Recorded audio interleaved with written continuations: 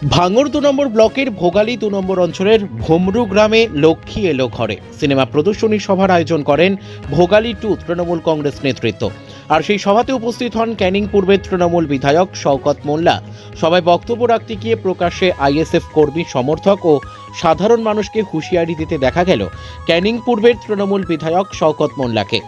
আর আরেকটা কথা শুনে রেখে দিন, ভোট দেবেন আইএসএফ এর আর ঘর দেবে মমতা ব্যানার্জি, এটা কিন্তু আর হবে না। ডাল ভাত কবে খেয়েছো ওটা কিন্তু ভুলে যাও। খুব পরিষ্কার কথা, খোলাখুলি কথা।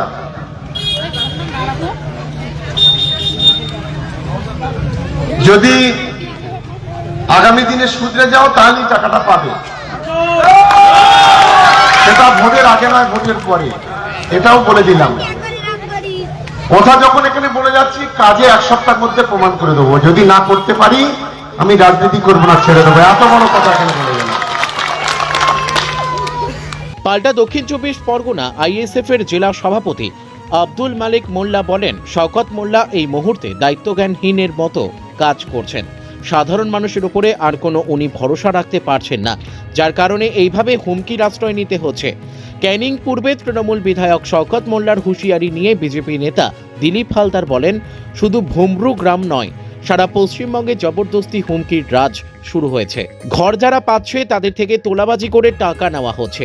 ভাঙড় ২ নম্বর ব্লকের ভোগালী 2 ভোমরু কর্মী সভার উপরের থেকে জবরদস্তি শুধু না, সারা পশ্চিমবঙ্গেই জবরদস্তির রাজ শুরু হয়েছে এবং হুমকির রাজ শুরু হয়েছে।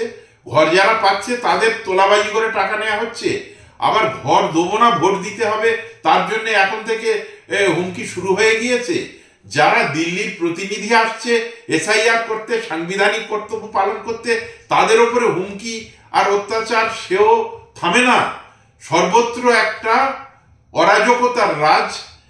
তাই বলি, বেকারের চাকরি চুরি, গৃহহীনের ঘর, গরু কয়লা বালি চুরি, বইছে চুরির ঝড়, যাচ্ছে চুরি হাসপাতালে মরা লোকের লাশ, মন্ত্রীর ঘরে টাকার পাহাড়, পুকুর চুরির চাষ।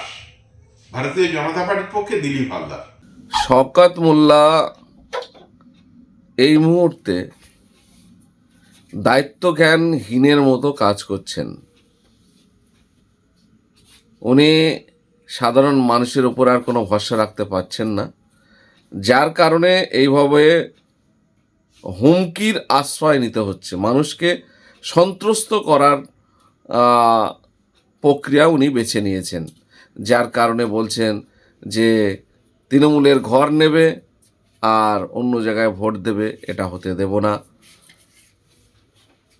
আর যদি শুধরে না যায় তাহলে ভোটের আগে তো হবেই না, যদি শুধরে যায় তাহলে ভোটের পরে টাকা ঢোকানোর ব্যবস্থা করব।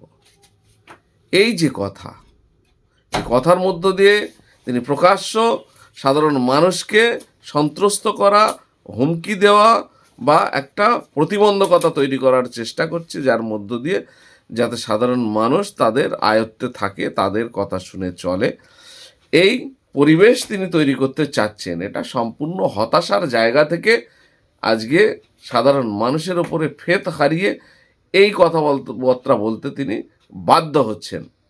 আমি সাধারণ মানুষকে বলবো, ঘরের টাকা বলুন আর যে কোনো সরকারি প্রকল্পের টাকা বলুন, সরকার আছে বলে তার দায়িত্ব, যেই থাকুক, সে তৃণমূল থাকুক, কংগ্রেস থাকুক, বিজেপি থাকুক, যেই থাকুক, তার হচ্ছে গিয়ে একটা তার দায়িত্ব, ডিউটি। সুতরাং টাকা কেউ কলে ছাপায় না, কারোর ঘরে থেকে দেয় না। জনগণের ট্যাক্সের টাকায় সাধারণ মানুষের প্রকল্প রূপায়িত হয়। সুতরাং এই যে কথাবার্তা উনি বলছেন, হুমকি ধুমকি যা দিচ্ছেন, এইসবে আপনারা ভয় পাবেন না, ভীত হবেন না, অন্যায়ের বিরুদ্ধে রুখে দাঁড়ান। না হলে কিন্তু যেভাবে এই গোরস্থান গেছে, এসআইআরেও তো আপনার নামও যাবে।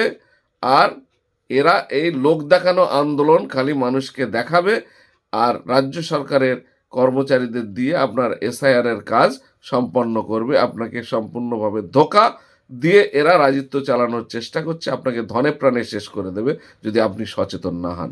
সেই কারণে বলবো, এদের কথায় গুরুত্ব দেবেন না, ভয় পাবেন না। মেরুদণ্ড সোজা করে, মাথা উঁচু করে অন্যায় আর ন্যায় বোঝার চেষ্টা করুন।